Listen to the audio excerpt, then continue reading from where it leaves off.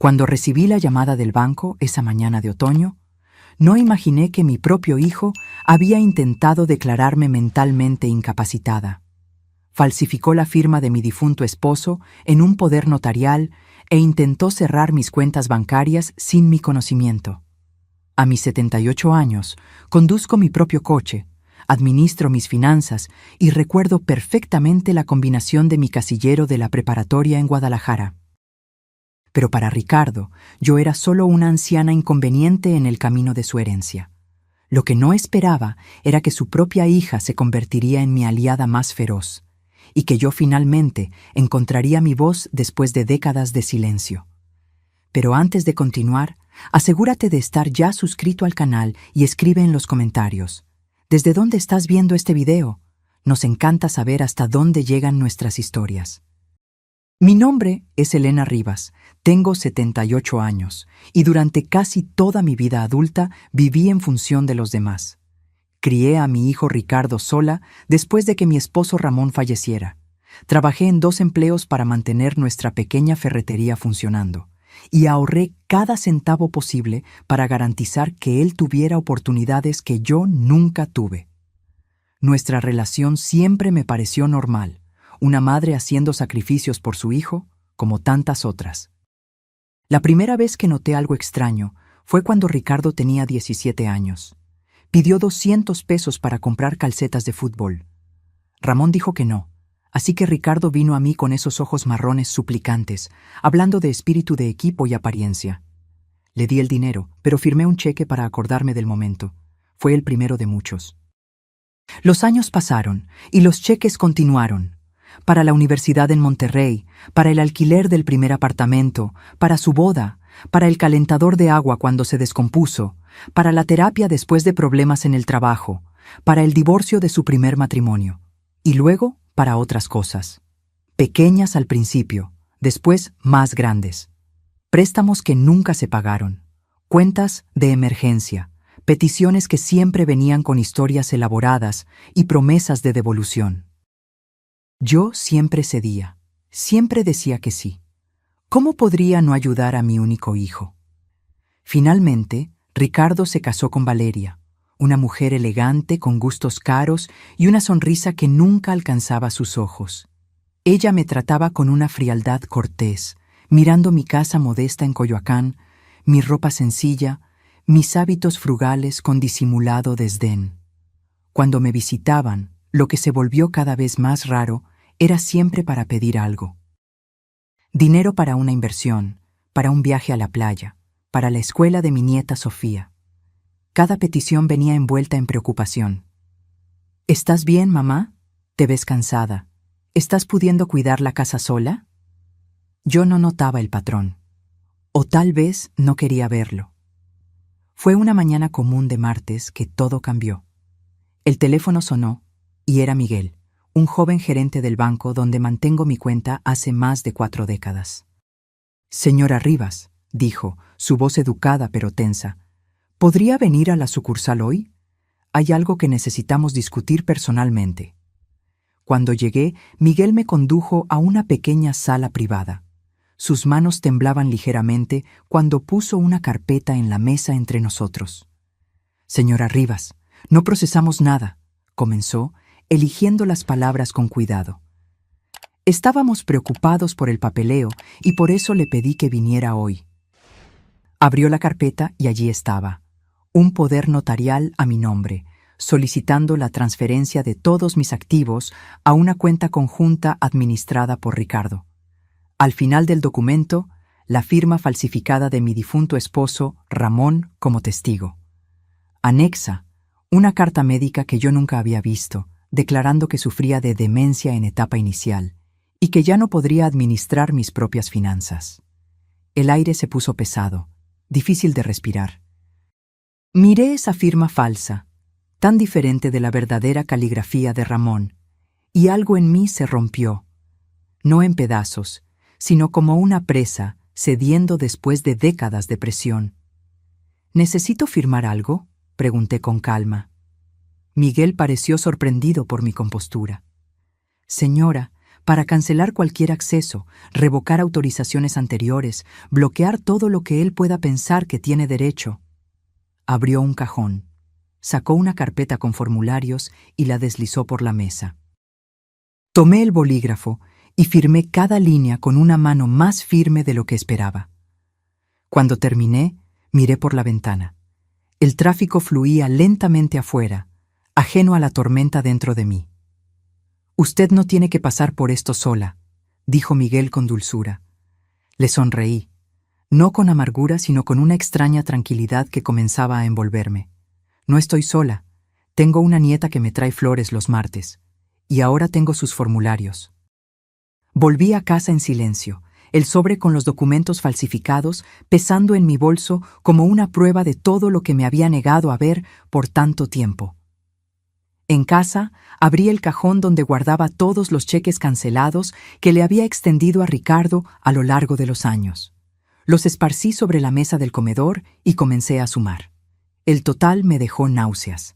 $412,680.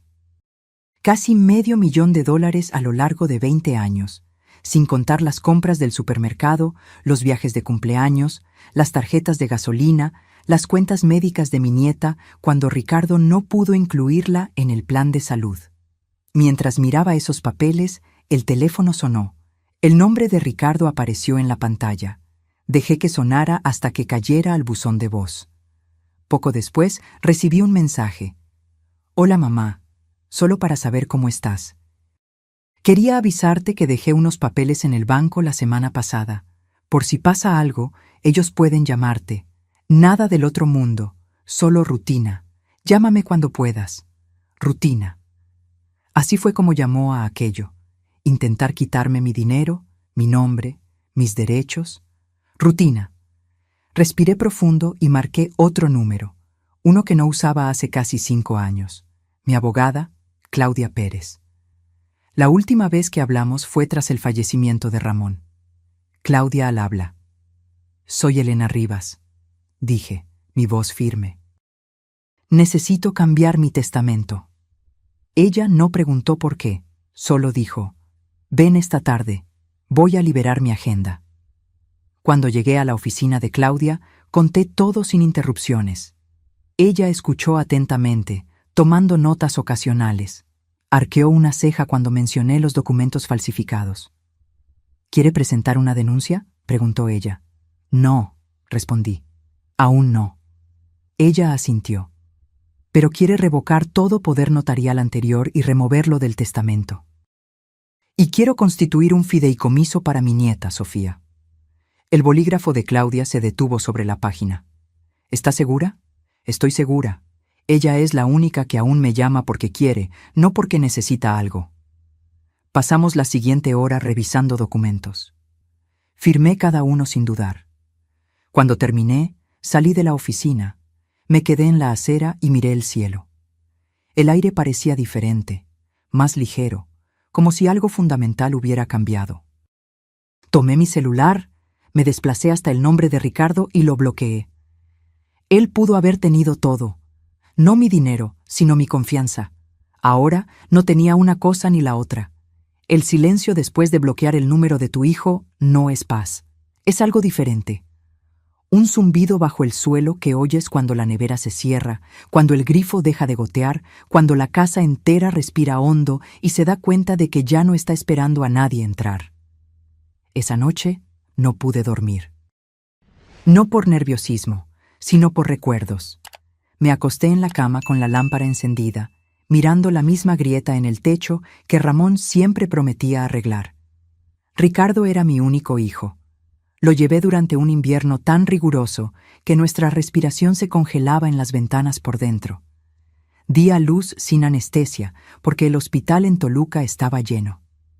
Trabajé en la caja con los puntos aún frescos solo para mantener nuestra tienda funcionando. Y él se reveló inteligente, encantador. Uno de esos chicos que venderían arena a un hombre ahogándose. Recuerdo la primera vez que me mintió. Una mentira tonta sobre una excursión de la escuela. Le creí porque quise creer. Fue ahí donde todo comenzó. Él descubrió que era más fácil obtener un préstamo de mi credulidad que dinero real. A la mañana siguiente, preparé un café y llamé al banco, no a la sucursal, sino a la central. Pedí hablar con el departamento de fraudes. Me transfirieron a un hombre llamado Javier, que tenía una voz que parecía haber lidiado con confusiones mucho mayores que la mía. Me gustaría reportar un intento de fraude financiero, dije. El nombre de la persona es Ricardo Rivas, mi hijo. Pude oír su respiración pausar ligeramente después de eso. Señora Rivas, dijo con cuidado, ¿ya se ha levantado un acta policial? Aún no. Estoy lidiando con esto en privado por ahora. Entiendo. Podemos agregar una alerta de fraude a su perfil y le recomiendo que se ponga en contacto con las agencias de crédito también. ¿Le gustaría ayuda con eso? Sí, y también me gustaría crear una restricción. Ninguna alteración en cualquier cuenta sin mi presencia personal con documento de identidad con foto, no una nota de alguien alegando que olvidé mi propio nombre. Javier estuvo de acuerdo, amable y profesional, sin condescendencia. Después de eso, llamé a la policía, no para levantar un acta aún, sino para documentar la falsificación.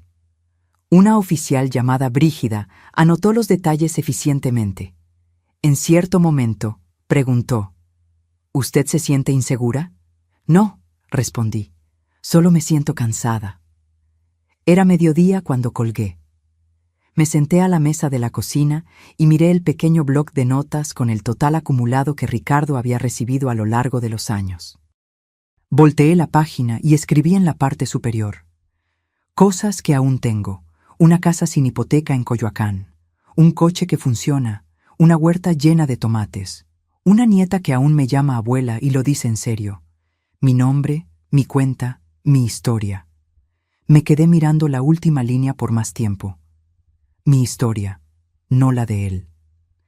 Ricardo siempre contaba una versión donde yo era la madre indefensa que no habría sobrevivido a la muerte de Ramón sin su orientación. Él se hacía el héroe en ambientes donde yo no estaba presente. Solía dejarlo pasar. Pero ahora importaba, porque cuando alguien intenta apagarte, es mejor asegurarte de que esa persona no va a escribir tu final. No me había dado cuenta de cuánto tiempo estuve en silencio hasta que Sofía llamó a mi puerta esa noche. Ella siempre enviaba un mensaje primero, siempre me llamaba abuela, con esa voz firme, nunca dulzona, nunca falsa. Pero esta vez simplemente apareció. Oí su coche estacionar, aquel hatchback viejo con problemas en el escape. Cuando abrí la puerta, ella ya estaba subiendo los escalones del porche con una bolsa de compras en los brazos. Traje sopa, dijo, extendiéndola como una ofrenda de paz. Di un paso a un lado y dejé que entrara. La casa aún olía ligeramente a café y a la tinta de impresora de los formularios que yo había firmado. Sofía no dijo nada hasta que llegamos a la cocina. Soltó la bolsa, se quitó el abrigo y me miró con los mismos ojos cuyas lágrimas yo secaba cuando ella se raspaba las rodillas a los 4 años. «Papá está enloqueciendo», dijo ella. «Me llamó 5 veces hoy. Dijo que estás confundida, que estás exagerando, que tú...» Hizo una pausa. «Puedes estar teniendo un episodio de inicio tardío, sea lo que sea que eso signifique». Mezclé miel en mi té y puse la cuchara en la mesa con cuidado. ¿Él dijo eso? Ella asintió, mordiéndose el labio. Le dijo a la tía Lorena que intentaste cerrar tu propia cuenta y lo olvidaste a mitad del proceso, que el gerente del banco tuvo que acompañarte hasta la salida. ¿Será que...? Sofía se inclinó hacia adelante. ¿Será que eso es verdad? La encaré. No. Ella soltó un suspiro lento y se recostó. Qué bien, porque no parecía tú. Y se lo dije. Dije, si la abuela olvidó algo, es porque está cansada de recordar por todo el mundo. Sonreí con eso, no porque fuera gracioso, sino porque era verdad. No estoy perdiendo la cabeza, dije más para mí misma que para ella, pero creo que finalmente dejé de perder la paciencia. Sofía extendió la mano sobre la mesa y tomó la mía. La de ella estaba cálida, ligeramente callosa por el trabajo en la librería. Ella no era el tipo de chica que usaba uñas de acrílico o publicaba selfies. Usaba chaquetas de segunda mano y se acordaba de cumpleaños sin necesitar recordatorios en Facebook. ¿Él realmente intentó cerrar tu cuenta? Falsificó el nombre de Ramón, dije. Llenó una carta diciendo que tengo demencia. Intentó llevarse todo. Sofía parecía destrozada. ¿Pero por qué? Siempre lo ayudaste. Tomé el bloc de notas del mostrador y lo volteé hacia la segunda página. $412,680. Sus ojos se abrieron. Abuela, esa es tu vida entera, asentí. Y aún no era suficiente. Nos quedamos en silencio por un tiempo. Afuera, el viento aumentaba, crujiendo las hojas secas en la acera. Un día de otoño de esos que te hacen sentir el paso del tiempo, no de manera triste, sino verdadera, como si la naturaleza nunca mintiera. ¿Qué vas a hacer?, preguntó finalmente. Ya lo hice, respondí. Él está bloqueado en mis cuentas. Los bancos señalaron su nombre. Los abogados redactaron el testamento de nuevo. ¿Y yo? Tú, dije, apretando su mano, tienes un fideicomiso ahora. No una fortuna, pero lo suficiente para la escuela, para el alquiler, para cualquier cosa que te dé libertad. Ella se quedó boquiabierta. Abuela, yo no vine aquí para... Lo sé, interrumpí gentilmente. Por eso es tuyo. Ella cubrió su rostro con las manos. Pude ver sus hombros temblando, no por codicia o culpa, sino por el reconocimiento de que alguien la había visto, elegido, creído en ella. Siempre tuviste la llave de esta casa, dije. Ahora tienes algo más. Sofía bajó las manos y me miró como si intentara memorizar mi rostro. Él se va a enfurecer. Espero que sí, dije con calma. Tal vez la furia sea lo suficientemente diferente a la sensación de derecho para despertarlo. Por primera vez en mucho tiempo sentí algo parecido a orgullo crecer dentro de mí. No por lo que había dado, sino por lo que finalmente había recuperado, mi voz. La carta llegó 2 días después. Sobre grueso, mi nombre escrito con esmero en el frente. Sin dirección de remitente. Conocía la letra de la nota adjunta antes incluso de abrirla. Ricardo nunca aprendió a escribir cursiva correctamente. Sus R siempre parecían abejas incompletas. Adentro, una carta de 3 páginas doblada con el tipo de precisión que intenta pasar por sinceridad. Me senté a la mesa de la cocina, la desdoblé cuidadosamente y comencé a leer. Querida mamá, siento mucho que las cosas hayan llegado a este punto. Creo que hubo un gran malentendido. Nunca quise lastimarte. El papeleo en el banco era solo una precaución. Te estás haciendo mayor y yo estaba intentando garantizar que todo estuviera en orden en caso de emergencia. No falsifiqué nada. Solo llené lo que el empleado me dijo. Tal vez otra persona se equivocó. La audacia en cada frase me golpeó como una bofetada fría. Una precaución. Usar el nombre de mi difunto esposo fue una precaución. Mentir al banco sobre mi salud mental fue un acto de amor. Continué leyendo. Ahora me doy cuenta de que tal vez debía haberme comunicado con más claridad. He estado bajo mucha presión últimamente. El trabajo está inestable y la colegiatura de Sofía es una carga. Pensé que, si lograba administrar mejor las cosas, todos estaríamos mejor. Yo no quería que te enteraras así. Estaba intentando protegerte. Por favor, llámame. Estoy preocupado por ti. ¿Preocupado por mí? La última línea fue la peor de todas. Espero que puedas perdonarme. Vamos a sentarnos y hablar en familia. Doblé la carta lentamente, luego la rasgué a la mitad y después la rasgué varias veces hasta que los pedazos quedaron demasiado pequeños para cargar significado.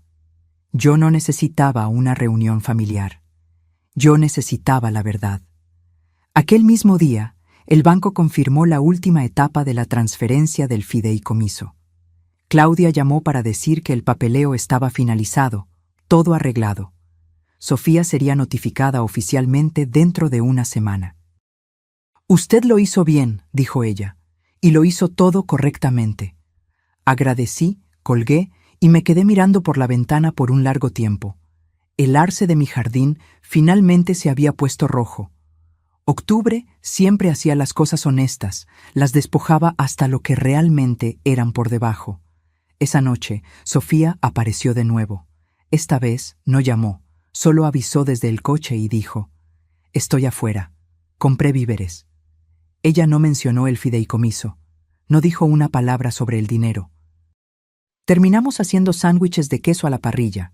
Comimos en la cocina con la ventana abierta y escuchamos las hojas raspar la acera. A mitad de la comida ella dijo: «Papá está intentando hacerme sentir culpable». Asentí. «Dice que estoy eligiendo bandos». «¿Lo estás?». Ella me miró, límpida, inquebrantable. «No, estoy eligiendo la verdad. Hay una diferencia». Extendí la mano y toqué su muñeca. «Perfecto». Sofía se quedó en silencio por un tiempo. Luego dijo: «Me va a odiar». «No», dije. «Te va a culpar. Eso es diferente. El odio requiere esfuerzo. Él nunca trabajó tanto por nadie». Ella rió, afilada pero no amarga. «Estás más fría de lo que recordaba». «No», dije, «solo finalmente lo suficientemente caliente para mí».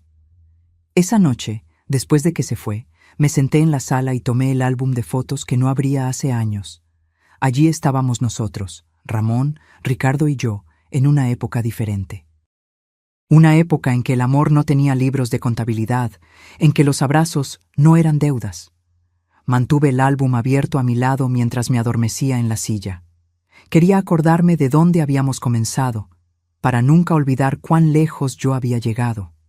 La primera llamada vino a las 7:42 de la mañana siguiente. Reconocí el número, no el de Ricardo, sino el de su esposa, Valeria. No nos hablábamos hace más de un año. La última vez fue en Pascua, cuando dejó un pastel comprado en la tienda con una nota diciendo: «Estamos ocupados, los queremos». Apenas había subido los escalones. Su perfume permaneció por más tiempo que ella. Esta vez, ella no esperó el buzón de voz. «Elena, ¿hola?», dijo ella, con la voz entrecortada y rápida. «Creo que necesitamos hablar». Yo aún estaba en bata, sosteniendo una taza de té que se había enfriado. Fui hasta la ventana y miré la calle tranquila en Coyoacán. «¿Sobre qué?». Ella suspiró, del tipo teatral. «No quiero entrometerme en lo que sea que esté pasando entre tú y Ricardo, pero estás dificultando mucho las cosas». «No hice una sola llamada», dije. «Es él quien está haciendo el esfuerzo». Ella ignoró. «Sofía nos contó sobre el fideicomiso. ¿Crees que es justo ponerla contra su padre así? Ella es solo una niña». «Tiene 24 años», dije con calma. «Una niña emocionalmente». «Ella no está lista para asumir ese tipo de responsabilidad financiera, y eso pasa el mensaje equivocado». «¿Qué mensaje prefieres?», pregunté. «¿Que el robo es un valor familiar?». Hubo una pausa. «Sé que estás molesta», dijo Valeria con la voz fría. «Pero esto aún puede resolverse, en silencio. No tienes que involucrar abogados. Si pudieras sentarte con Ricardo». Me senté, interrumpí. En mi mente, me senté con todas las versiones de él que ya conocí. El niño que lloró cuando su pececito de colores murió. El adolescente que mintió sobre haber reprobado química. El hombre que me pidió dinero por debajo del agua porque su orgullo no podía aceptar un empleo de verdad. Y yo decidí que esa versión ya se acabó. Siempre tuviste una inclinación por el drama. «No», dije. Finalmente dejé de tener miedo del silencio. Ella intentó una vez más. «Él es tu hijo. Sé exactamente lo que él es». Terminé la llamada y puse el teléfono cuidadosamente sobre la mesa, como si pudiera quemar la madera si no era gentil. 10 minutos después, Ricardo llamó. Y de nuevo. Y de nuevo. No atendí. A las 11 era, conduje hasta el centro comunitario en San Ángel, no para participar en nada, solo para sentarme. Lo habían remodelado hacía algunos años, agregando ventanas altas y pisos pulidos. Todo olía ligeramente a limpiador de limón. Me senté en un banco afuera de la sala de la biblioteca y observé a dos señoras jugando cartas al otro lado del pasillo. Una de ellas usaba una sudadera que decía «Despreocupada desde el 53». Sonreí involuntariamente. Después de un tiempo, una mujer que no reconocí se sentó a mi lado. Estructura esbelta, abrigo elegante, manos cuidadosamente cruzadas en el regazo. «¿Viniste al taller sobre planificación patrimonial?», preguntó. Negué con la cabeza. «Solo visitando fantasmas». Ella asintió lentamente. Yo también.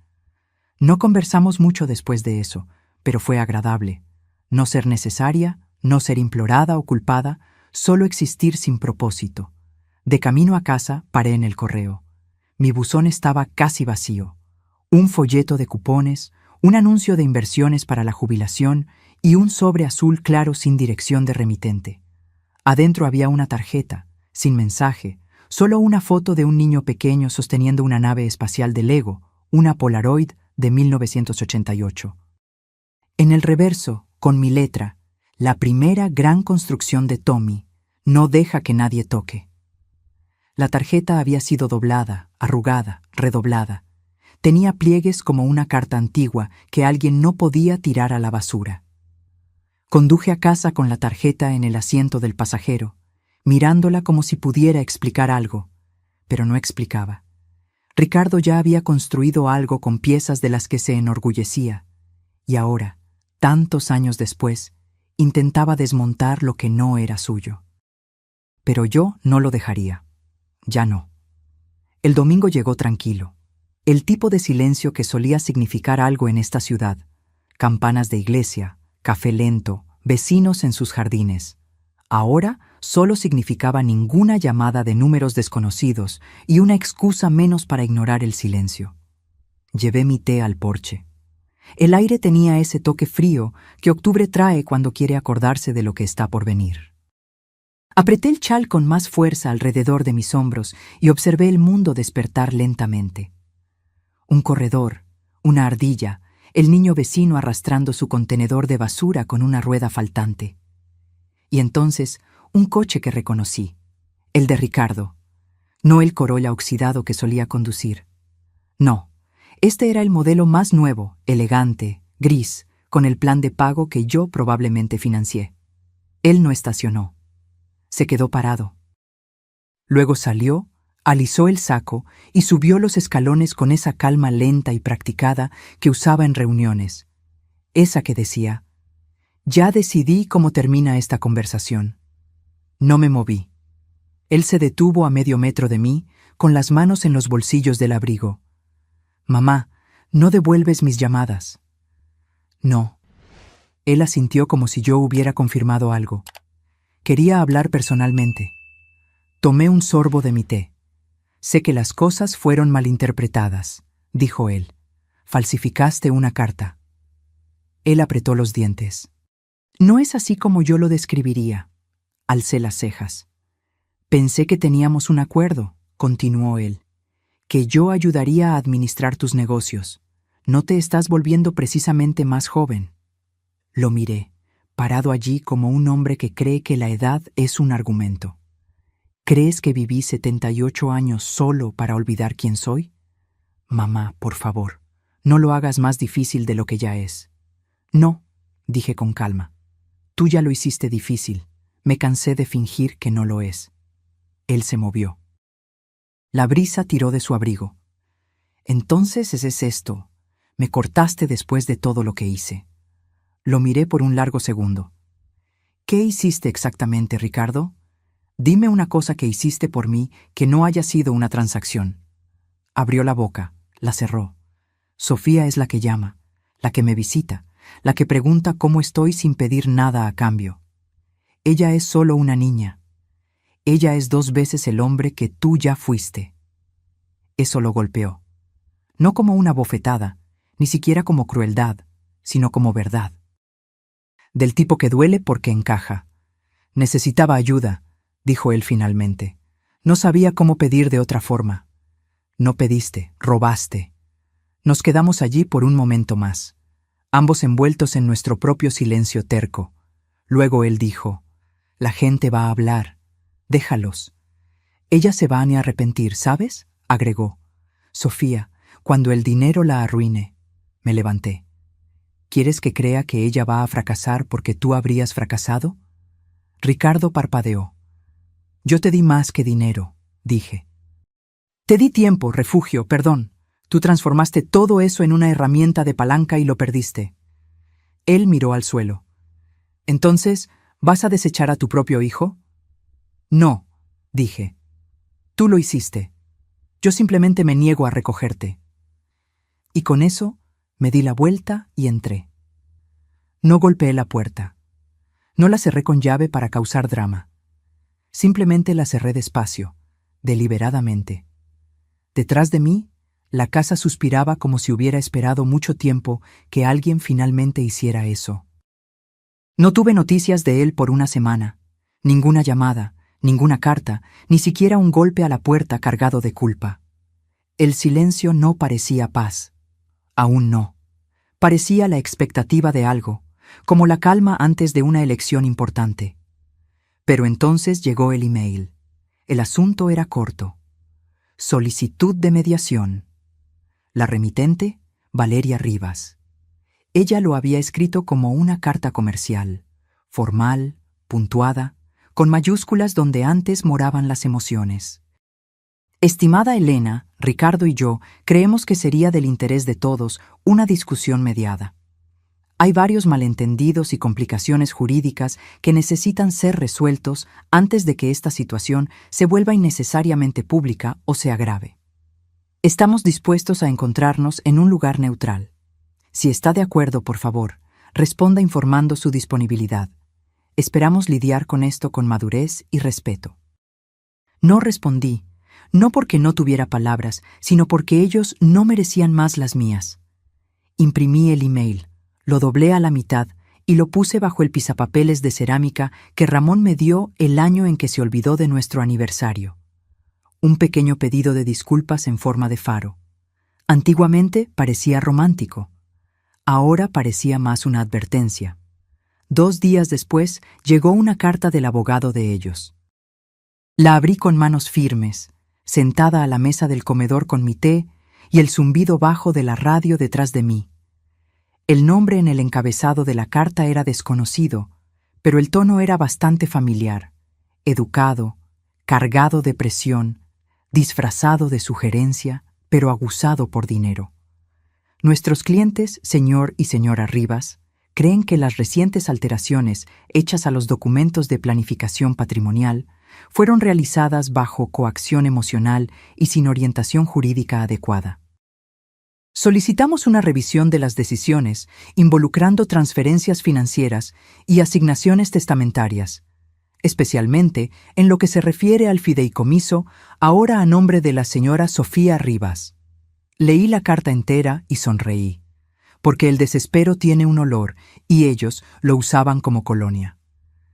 Llamé a Claudia a la mañana siguiente y le conté lo que había llegado. Ella me pidió que leyera la carta en voz alta. Yo leí. Ella se rió a mitad de la lectura. «¿Quiere que responda?», preguntó. «No», dije. «Quiero que espere. Vamos a darles más cuerda». «¿Está segura?». «Tengo 78 años.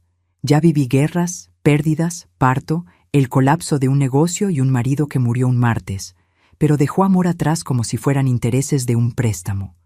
Ya sobreviví a cosas peores que un papel timbrado». Claudia rió. «Sabe, usted está un poco aterradora ahora. Debería haberme calmado antes». Más tarde aquel día, llamé a Sofía. Ella atendió en el segundo timbre. «Abuela, ¿está todo bien?». «Recibí una carta», dije. Hubo una pausa. «¿De ellos?». Asentí. Luego recordé que ella no podía verme. «Sí, quieren mediación. Valeria escribió primero, después el abogado». Sofía no dijo nada por un momento. Cuando finalmente habló, su voz era baja. «Yo puedo devolverlo, abuela. El fideicomiso. Si es para No. Pero si ellos... No, dije de nuevo. Tú no vas a devolver lo que no fue robado. Tú no pediste por eso. Yo te lo di. Eso importa. No quiero empeorar las cosas. No lo estás, dije. Fuiste tú quien mejoró las cosas. Ella soltó un suspiro que pude oír temblar un poco. Probablemente irán tras de ti a continuación, agregué. Culpa, amenazas, cenas familiares con silencio y miradas pesadas. Solo sabe que confío en ti. No voy a desistir, dijo ella. Lo prometo. Lo sé. Esa noche me senté en la sala de estar con la lámpara baja y la carta a mi lado. Pasé los dedos sobre el nombre grabado en relieve del abogado de ellos, un hombre que probablemente pensó que una mujer de 78 años, sin educación formal, temblaría ante una carta intimidante. Él no sabía que yo solía arreglar válvulas de plomería comercial con mis propias manos, que yo podía calcular intereses compuestos más rápido que sus practicantes, que una vez salvé nuestra tienda de la ejecución hipotecaria vendiendo 50 podadoras de césped en un único fin de semana porque prometí a cada cliente un pastel casero. Yo no me asustaba fácilmente. Que mandaran cartas, que llamaran a esto guerra. Ya estuve en batallas en que el enemigo usaba luto, no Gucci. Esto era un ajuste de cuentas. La próxima escalada no vino por correo. Vino como un golpe. Un ritmo lento y deliberado, no amistoso, no nervioso.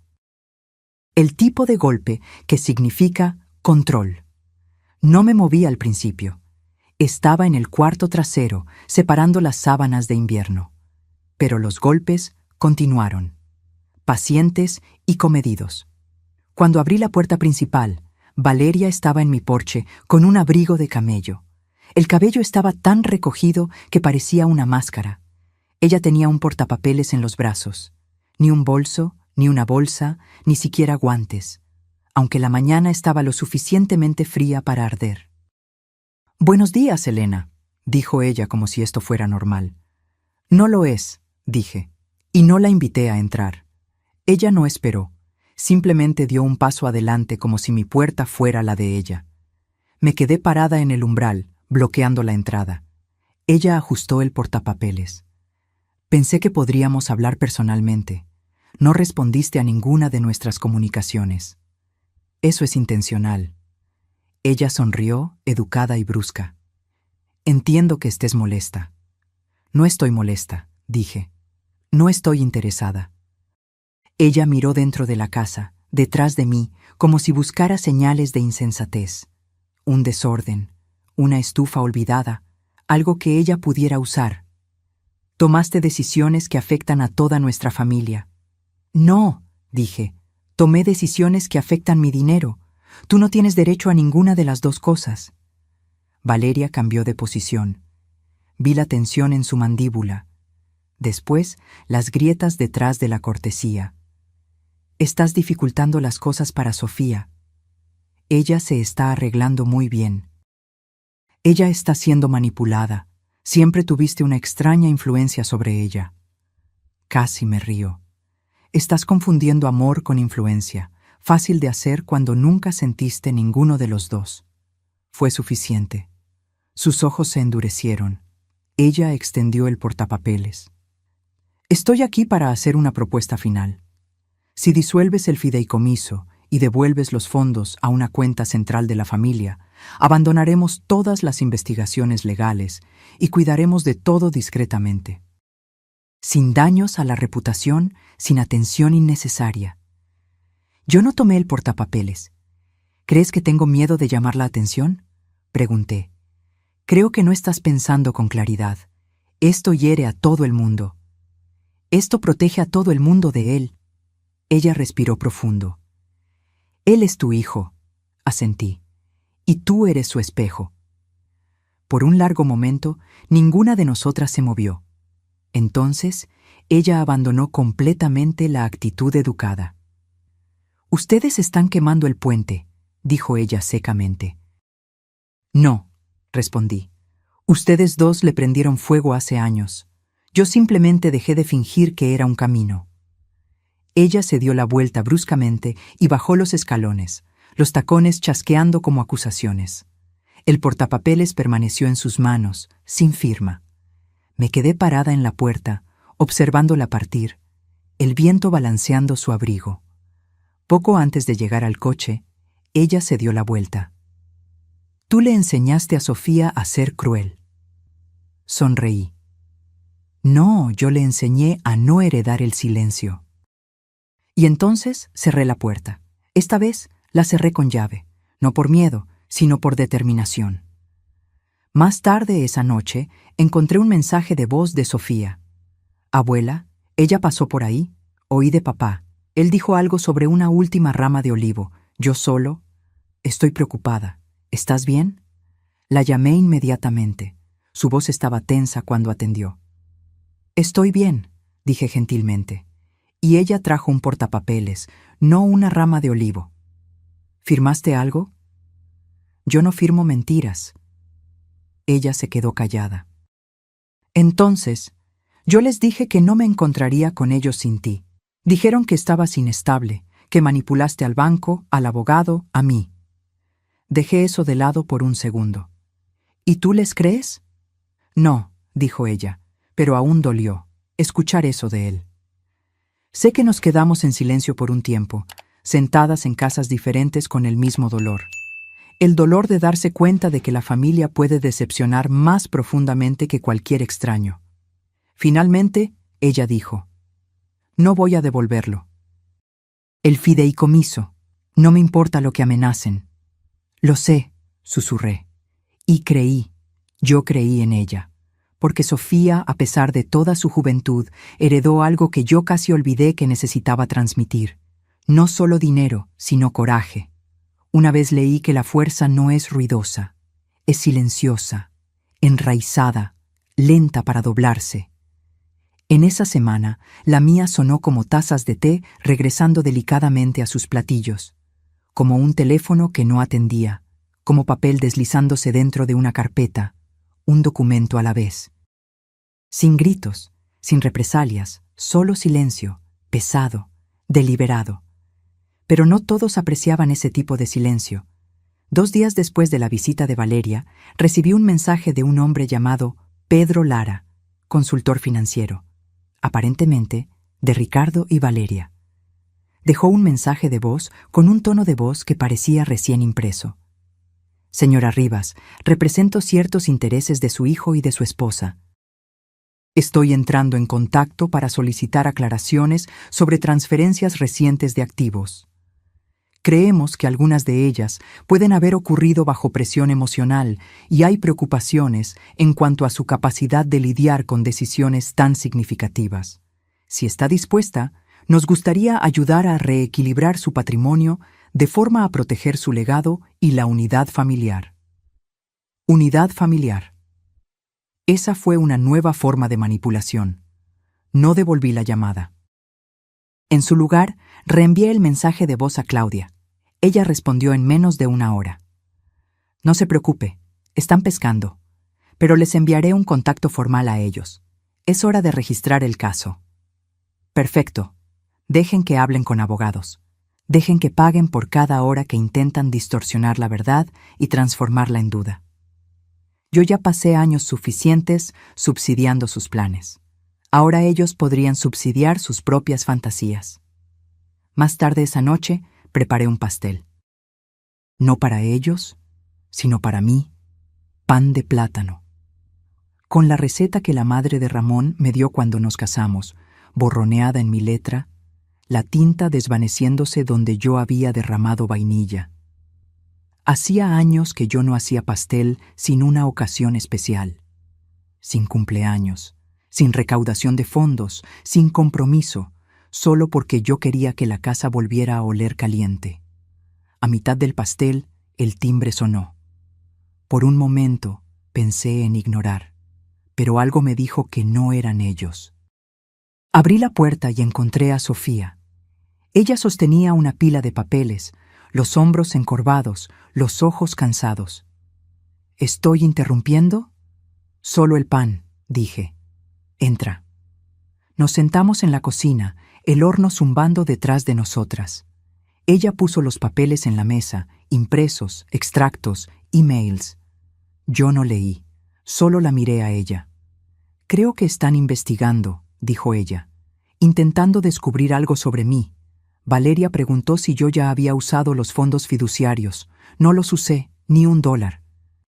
Pero ella dijo que si yo gasto en alquiler, ellos me van a acusar de uso indebido de bienes. Ellos no tienen acceso, dije. Están intentando, susurró. Están haciendo llamadas, haciendo preguntas en mi trabajo. Mi orientador dijo que hasta contactaron a la secretaría de la universidad. Están esperando que tú cedas. Sofía miró hacia abajo. Parte de mí quiere ceder solo para hacer que esto pare. No, dije. No se da a los cobardes lo que ellos quieren. Ella asintió lentamente, pero yo vi el peso en su espina dorsal, la forma en que sus dedos pinchaban la esquina del papel. Ellos no me ven como una persona, dijo, solo una pieza de ajedrez. Ellos no ven a nadie como persona, dije, solo medios para un fin. Me levanté y serví té. Ella tomó el suyo con miel, siempre lo había hecho. Recordé la primera vez que le di una taza así. Ella tenía 8 años y estaba con fiebre. Me quedé sentada a su lado toda la noche, leyendo libros de historias antiguas, hasta que ella finalmente se durmió con la cabeza en mi regazo. Ellos habían olvidado que esa chica existía. Yo no lo había hecho, y nunca lo olvidaría. Cuando el pan de plátano estuvo listo, comimos 2 rebanadas cada una, calientitas. Sin platos, solo servilletas y manos. No hablamos más sobre dinero después de eso, ni sobre leyes, ni sobre tácticas. Solo hablamos sobre libros. Lo que ella estaba leyendo, lo que yo pretendía leer. Aquellos que Ramón nunca más devolvió a la biblioteca. Cuando ella se fue, me abrazó fuerte y susurró, «Estoy orgullosa de ti». Las palabras penetraron en mí como agua en la tierra seca.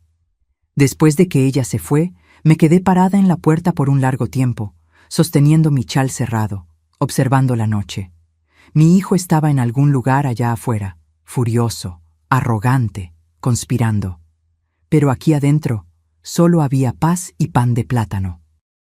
Pensé que ellos se echarían atrás, que después de la carta del abogado, después del silencio, después de la puerta por la que Valeria se alejó, ellos perderían el aliento, el coraje.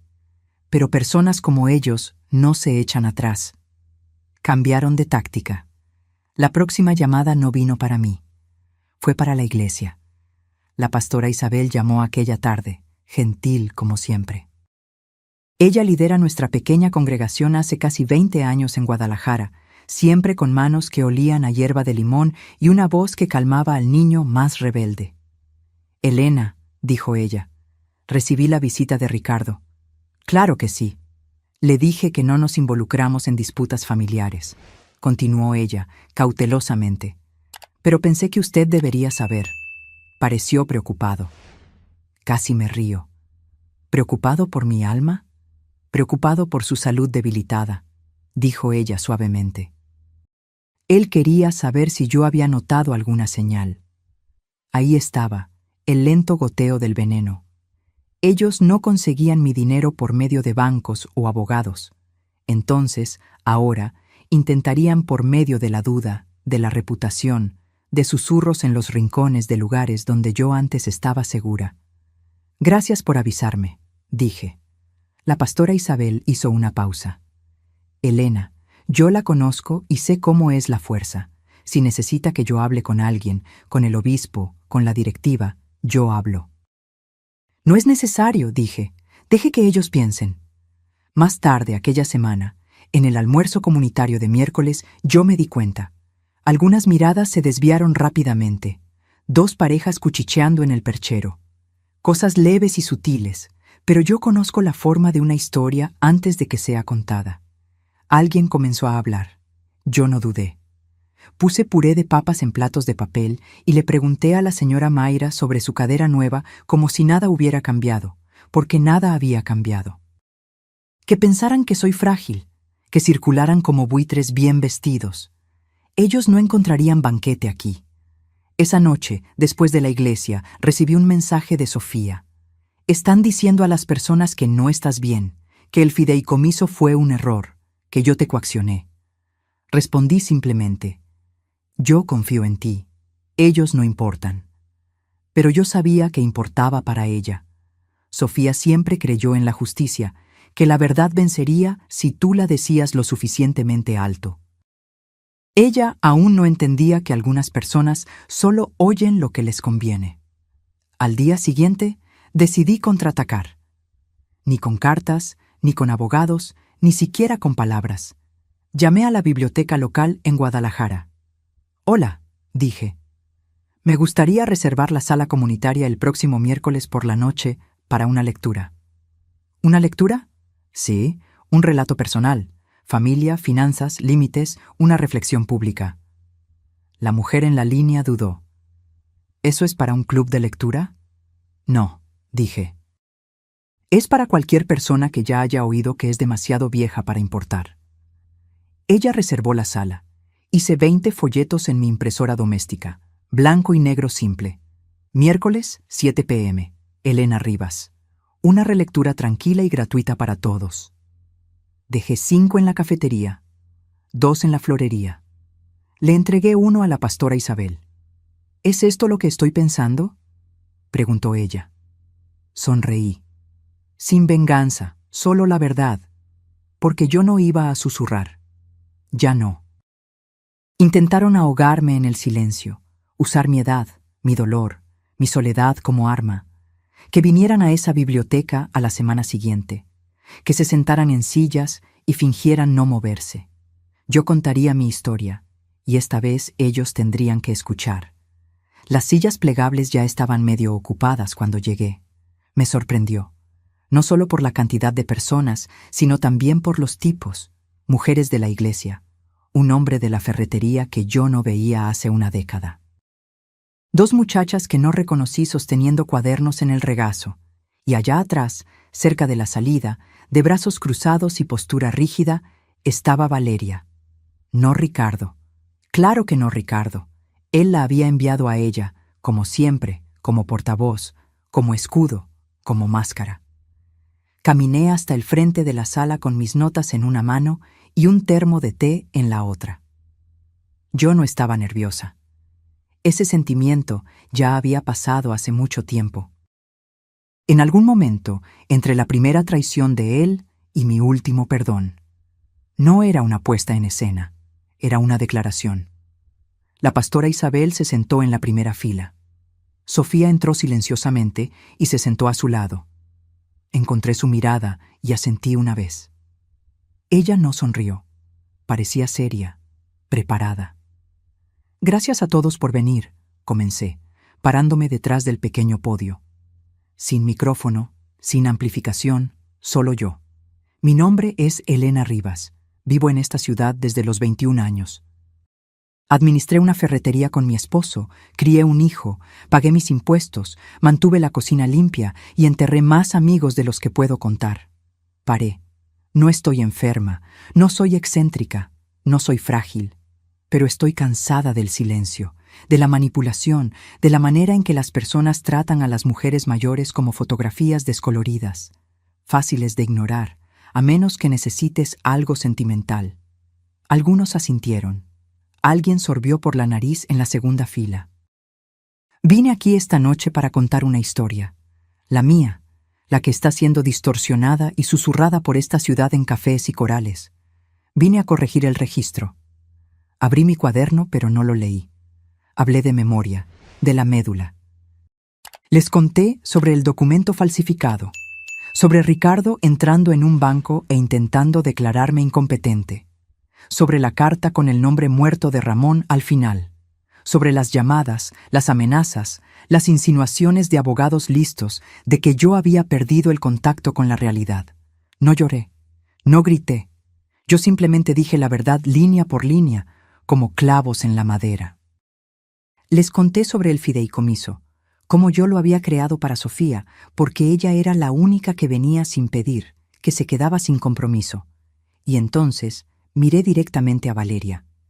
Ella me dijo que yo estaba destruyendo a la familia, Yo dije, ¿pero cómo se llama a una familia que solo se mantiene unida por el miedo y la obligación? ¿Será que eso vale la pena salvar? Valeria no parpadeó, pero sus dedos apretaron el bolso. No estoy pidiendo piedad. No estoy pidiendo aplausos. Solo quiero que la verdad viva en algún lugar fuera de mi cuerpo antes de que sea demasiado tarde. Respiré profundo. Sé que muchos de ustedes tienen hijos, nietos. Sé que algunos de ustedes tienen secretos, vergüenza, tal vez arrepentimiento. Tal vez usted está ahí pensando, me quedé quieto por demasiado tiempo. Yo conozco esa sensación. Miré alrededor de la sala a la mujer de la tienda de la esquina que un día me prestó azúcar, al hombre que administraba la funeraria, a Sofía observándome como un faro. Bueno, dije, soy yo diciendo que nunca es demasiado tarde. Di un paso hacia atrás. Ninguna reverencia, ningún adorno, solo el silencio de una sala aprendiendo a escuchar de nuevo. Después, no hubo aplausos, solo algo mejor. Silencio, el tipo de silencio que no necesita ruido para probar que te oyó. Entonces, una a una, las personas se levantaron. Algunas estrecharon mi mano, otras me abrazaron. Algunas solo asintieron, ojos vidriosos, labios apretados. Yo no necesitaba palabras. Ya tenía suficiente de ellas esta noche. Sofía vino por último. Ella no dijo nada, solo me abrazó como si estuviera intentando mantener unido todo lo que el mundo intentó destruir. Y entonces susurró, «Parecías más alta esta noche». Yo reí. Es lo que pasa cuando dejas de cargar la vergüenza. Detrás de ella, Valeria ya se había ido, escabulléndose por la puerta lateral como humo, como culpa, intentando evitar la luz del día. A mí no me importaba. Dejé que ella huyera. Dejé que ella contara. Dejé que ellos humearan en sus cuartos, llenos de resentimiento y descontrol. Yo había hecho lo que vine a hacer. Y esa noche, por primera vez en mucho tiempo, dormí sin soñar con explicaciones. Me desperté con rosas. 3 tallos amarillo claros en un tarro de vidrio dejado en mi porche sin nota. Sin tarjeta, sin firma, solo las flores puestas delicadamente al lado de la puerta, como una gratitud que no necesitaba ser rastreada. Yo sabía que eran de alguien que había estado allí, alguien que había oído. Adentro, la tetera silbaba. Serví mi té, me senté cerca de la ventana y observé la calle respirar. Un paseador de perros pasó, un chico con una mochila demasiado grande para su cuerpo. La vida, sin saber que algo había cambiado, pero había cambiado. No en los titulares, no en documentos legales, aquí dentro. Más tarde esa mañana, Sofía llamó. «Están callados», dijo ella. «Demasiado callados». Ella se refería a Ricardo y Valeria. Yo entendía la preocupación. Aquella quietud no era rendición, era estrategia. La tranquilidad de quien piensa a largo plazo, que no le importa esperar si cree que tú te vas a cansar. Pero yo no estaba cansada. Ya no. Ellos saben ahora, dije. Todos ellos. La ciudad, la iglesia, tu jefe, el banco. Aquella historia que ellos estaban intentando inventar ahora tiene un contrapeso. Sofía suspiró. Sigo recibiendo llamadas de un número que no deja mensajes de voz. Bloquéalo.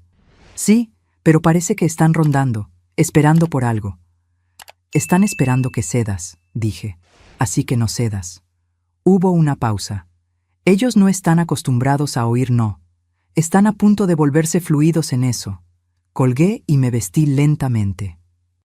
Yo estaba yendo a la ciudad de Guadalajara. No para hacer recados, sino para recibir regalos. A veces, solo ser vista importa. En la cafetería, la dueña, Miriam, me ofreció el té por cuenta de la casa. Ella no dijo el motivo, y yo no pregunté. Una solidaridad silenciosa se instaló entre nosotras. Me senté cerca de la ventana y leí el periódico, dejando que la normalidad se instalara en mis huesos. Entonces, Valeria entró. Sin portapapeles esta vez, sin armadura de abrigo, solo jeans, un suéter y un rostro que parecía esculpido en mármol frío. Ella me vio, se detuvo, Fue directo hasta el mostrador, pidió su bebida, esperó, no dijo nada, pero continuó mirándome. Parpadea, avisa. Cuando se dio la vuelta para salir, se detuvo en mi mesa. «¡Qué discurso!», dijo ella. No quité los ojos de mi periódico. «La verdad no necesita adornos. Convertiste esta ciudad en tu jurado». «No», dije, doblando el papel con cuidado. «Acabo de dejar de permitir que tú escribieras el testimonio». Ella se movió. «¿Crees que algo de esto va a importar cuando los abogados se involucren?». «Ya importa. Las personas creen en mí, y más importante, yo creo». Ella inclinó la cabeza, estudiándome como un rompecabezas que solía ser fácil. «¿Siempre fuiste teatral?». «No», dije. «Me quedé quieta. Tú simplemente confundiste eso con un acuerdo». Ella se burló y dio un paso hacia atrás. Pero antes de que ella se fuera, agregué: «Puedes seguir rondando, llamando, inventando historias, pero yo te prometo, Valeria, que cuando el polvo se asiente, todo lo que tendrás será el eco de tu propio derecho». Ella no respondió. Se fue. Y esta vez el recinto no me observaba. La observaba a ella. Más tarde, en casa, me senté en la cocina con las rosas frente a mí. Toqué uno de los pétalos, suave y terco en su brillo. Entonces, abrí el cajón cerrado donde guardaba mi testamento. Agregué una nota, no legal, solo personal. Para Sofía, en caso de que dudes de tu valor, sabe esto: no heredaste dinero. Heredaste la prueba de que defender tu posición no es lo mismo que ser descortés. Con cariño, abuela. Doblé la nota, la puse debajo de los documentos y cerré el cajón. Dejé que los otros prepararan procesos, susurros, estrategias. Yo tenía un legado, y ni ellos podrían robarlo. Él vino silenciosamente, como sucede con la mayoría de los finales. Una carta certificada, con aviso de recibo. Mi nombre escrito con cuidado, el sobre grueso, pero sin peso en el significado. El remitente, Ricardo Rivas, Pérez y Asociados. Claudia llamó antes de que yo abriera. «No es un proceso», dijo ella. «Es una oferta de acuerdo». Claro que lo era. Ellos probaron la ciudad, me probaron a Sofía, no encontraron ninguna falla. Entonces ahora hacían lo que todas las personas arrogantes hacen cuando el poder se les escapa por entre los dedos. Ofrecen un acuerdo que parece misericordia. Abrí la carta con un cuchillo de mantequilla y la desdoblé sobre la mesa de la cocina como una reliquia. Para Elena Rivas, con el objetivo de preservar lo que resta de la dignidad de nuestra familia y evitar mayores bochornos públicos, proponemos lo siguiente. Usted acepta disolver el fideicomiso a nombre de Sofía y restablecer la distribución financiera anterior, según lo previsto en su plan patrimonial de 2019. A cambio, aceptamos cesar todas las objeciones legales y de reputación y abstenernos de cualquier acción o contacto adicional. Esta es una oferta única. Por favor, considere el impacto sobre su nieta y la unión a largo plazo de nuestra familia. Con todo respeto, Ricardo y Valeria Rivas. Sin firma de abogado, solo la de ellos. No era estrategia jurídica, solo desespero en un traje. Leí 2 veces, luego una vez más despacio. Cada frase intentaba doblegarse a la razón, a la decencia. Pero la mentira era notoria en cada línea. Ellos no estaban ofreciendo paz, estaban ofreciendo silencio. El mío. Sofía vino esa noche. Le entregué la carta sin comentarios. Ella leyó, los ojos recorriéndola rápidamente, el rostro ilegible. Cuando terminó, alzó los ojos. ¿Vas a responder? Sí, dije. Yo ya respondí. Le mostré el sobre que había preparado. Mi respuesta. 2 líneas, escritas a mano, sin papel timbrado, sin frases legales. No. Mi dignidad nunca fue tuya para negociar. Sofía exhaló lentamente y sonrió. Una cosa silenciosa y orgullosa. ¿Puedo enviarla por correo? Asentí. Ella salió 10 minutos después, sobre en mano, abrigo bien cerrado contra el viento. Me quedé parada en la ventana mucho tiempo después de que su coche partió. Dejé que la quietud me envolviera como una vieja canción. Y pensé, no por primera vez, en todo lo que perdí en esta lucha. No el dinero, no los años, sino la ilusión. La idea de que amor y lealtad siempre vienen en conjunto. Que si tú te entregas lo suficiente, explicas lo suficiente, esperas lo suficiente, las personas se volverán quienes tú esperabas que fueran. Ellas no se vuelven. A veces, ellas se vuelven versiones más ruidosas de sí mismas. Y a veces, la mejor cosa que puedes hacer, la cosa más amorosa, es no perseguir, no implorar, no enseñar, sino detenerte, afirmar los pies en la verdad y dejar que los otros se pierdan. Esa noche, escribí una carta más, no para Ricardo, no para Valeria, para mí misma. Elena, esperaste demasiado para creer que tenías razón, pero ahora crees, y eso cuenta, que el mundo llame a esto terquedad. Tú conoces esto como supervivencia, tú conoces esto como paz, que esto sea suficiente. Puse la carta en el fondo de mi cuaderno y lo cerré con cuidado. Entonces apagué las luces, cerré las puertas con llave y dormí. Sin sueños, sin fantasmas, sin ruido, solo sueño. El sol nacía a través de las cortinas de encaje, suave y sin prisa. Octubre estaba menguando. El dorado daba lugar al gris, el tipo de aire que huele a finales. Me levanté despacio, sin prisa, sin teléfono que mirar, sin carta que esperar. El buzón estaba vacío hace días. El silencio ahora parecía merecido, como un cuarto aireado después de años de aire viciado.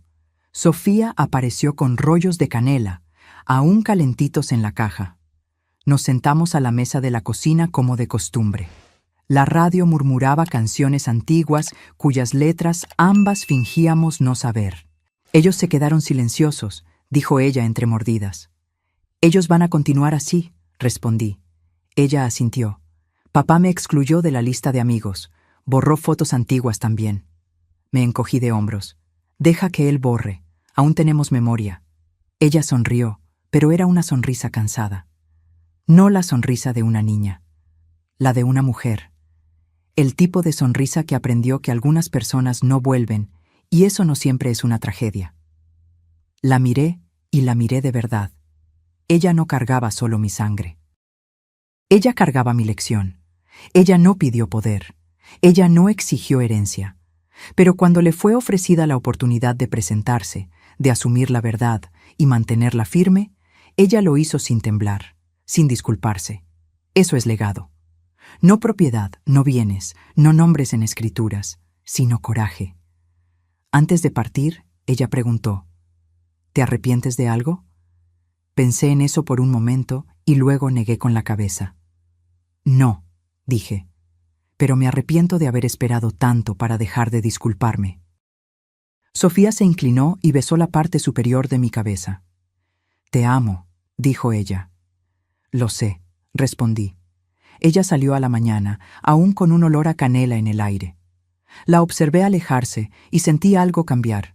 No un fin, sino un acuerdo, como polvo finalmente eligiendo el suelo. Esa tarde escribí una última cosa, solo una línea corta en la última página de mi cuaderno. Que el silencio que escogiste sea la paz que nunca te dieron. Cerré el cuaderno y lo puse en el cajón de arriba junto con el resto. El testamento, el fideicomiso, los documentos que un día intentaron quitarme. Todo aún está aquí, todo aún es mío. Me levanté, preparé una taza de té y me senté cerca de la ventana. El arce en el jardín ya había perdido la mayor parte de las hojas. Restaban solo algunas, pero las que restaban se sujetaban con sinceridad, así como yo. Un año pasó desde aquel miércoles en la biblioteca. Las estaciones cambiaron, personas vinieron y se fueron. Ricardo y Valeria se mudaron a otro estado. Lo supe por casualidad, a través de una conocida que los vio cargando muebles a un camión de mudanza. No pregunté para dónde iban, no importaba. Alguna ciudad distante donde pudieran comenzar de nuevo, contar una historia diferente sobre quiénes eran. Sofía terminó su maestría y consiguió un empleo en una editora en la ciudad vecina. Ella usa parte del fideicomiso para pagar un apartamento pequeño, pero acogedor, y el resto permanece intacto, creciendo lentamente, como yo esperaba. No es una fortuna, pero es lo suficiente para darle espacio para respirar, para no necesitar decir sí cuando debería decir no. Los martes, ella aún me trae flores. No porque deba, sino porque quiere. Mi casa permanece la misma, aunque hice algunos cambios. Pinté la cocina de amarillo, algo que Ramón siempre prometió hacer pero nunca tuvo tiempo. Planté nuevas orquídeas en el jardín, variedades más osadas que florecen en colores sorprendentes. Comencé a enseñar una clase de memorias en la biblioteca local, donde personas de todas las edades vienen a compartir sus historias. Claudia me llamó la semana pasada para decir que los fondos fiduciarios están seguros, blindados contra cualquier intento futuro de objeción. «Usted ganó», dijo ella, una sonrisa audible en su voz. Pero yo sabía que no se trataba de ganar. Se trataba de dejar de perder, dejar de entregar pedazos de mí misma con cada cheque, cada disculpa, cada silencio forzado. Ayer recibí una tarjeta postal, sin remitente, solo mi nombre y dirección escritos con aquellas R que parecen abejas inacabadas. En el reverso, solo 2 palabras: lo siento. No sé si fue un acto de contrición genuina o solo un intento más de manipulación. No importa. Puse la tarjeta en el mismo cajón donde guardo el testamento. No como una invitación para reconciliación, sino como recordatorio de que algunas palabras llegan demasiado tarde para ser respuestas, pero tal vez demasiado temprano para ser descartadas completamente. Esta mañana, mientras tomaba mi té en el porche, noté que el arce finalmente comenzó a brotar de nuevo. Pequeñas hojas verdes, delicadas contra las ramas que parecían tan desnudas y expuestas durante el invierno. Tengo 79 años ahora. Aún conduzco mi propio coche, aún administro mis cuentas, aún me acuerdo de la combinación de mi casillero de la escuela. Aún cargo conmigo las cicatrices de la traición de mi hijo, pero no como una carga, como un mapa que me mostró un camino diferente. No un camino de perdón ciego o amor incondicional, sino un camino de amor propio, de límites, de verdad. A veces, en los momentos más tranquilos, pienso en Ramón, en lo que él diría si pudiera ver cómo todo se desenvolvió. Imagino que él estaría orgulloso, no porque yo defendí el dinero que él dejó, sino porque finalmente aprendí a defenderme a mí misma. Y si hay un legado que espero dejar, no solo para Sofía, sino para cualquier persona que haya oído mi historia, es este: el silencio que usted escoge debe ser suyo, no algo que le fue impuesto, no algo que usted soporta por miedo o culpa, sino una paz que usted conquistó. Porque a los 78 o 88 o 98 años, usted aún es dueño de su historia. Usted aún decide dónde poner los puntos finales. Usted aún escoge cuándo quedarse y cuándo decir: basta, yo merezco más. Y yo merecía más. Sofía merecía más. Y tal vez, en algún lugar en su corazón endurecido, Ricardo supiera que también merecía más de lo que se convirtió. Hoy, una página más se voltea. Una estación más pasa. El sol brilla sobre mi taza de té, creando pequeños arcoíris en la porcelana blanca. Pequeñas bellezas para quien aún tiene ojos para ver. A mis 79 años, estoy finalmente aprendiendo a vivir sin pedir disculpas por ocupar espacio, sin susurrar cuando debería hablar, sin doblarme cuando debería quedarme erguida. Es una lección que llegó tarde, pero no demasiado tarde. Nunca es demasiado tarde para encontrar tu voz. Ahora, si te gustó esta historia, dale clic a este próximo video que está apareciendo en la pantalla, porque en él hay una historia de traición y revuelta como nunca viste antes.